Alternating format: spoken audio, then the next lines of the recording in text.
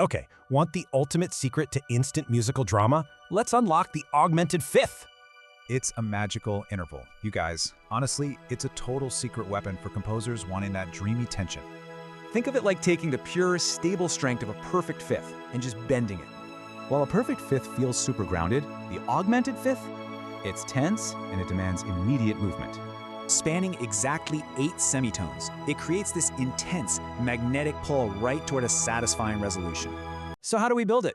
Just stack 2 identical major thirds. Count up 4 half steps, twice.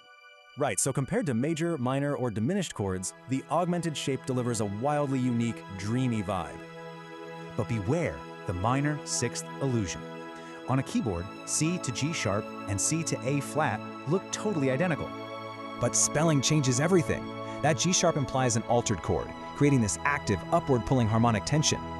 So, what's its best trick? Supercharging the dominant V chord to literally drive the song forward.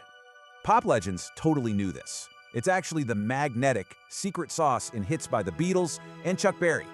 And in classical music, Wagner famously used this exact tension for unresolved longing in his iconic Tristan chord. Because it's perfectly symmetrical, you get this rootless, floating quality. Kind of like a dreamy Debussy soundscape, you know? Okay, let's put this directly into your hands. Here is a quick, practical summary to recap. First up, play a standard progression on your own. Go from C to F to G major and back. Now here's where the magic happens. Alter that standard G major into a super tense G augmented chord. Boom! Feel how much stronger that resolution back to C feels? That magnetic pull is absolutely everything. So, are you ready to embrace the tension and unlock some seriously rich harmony in your next song?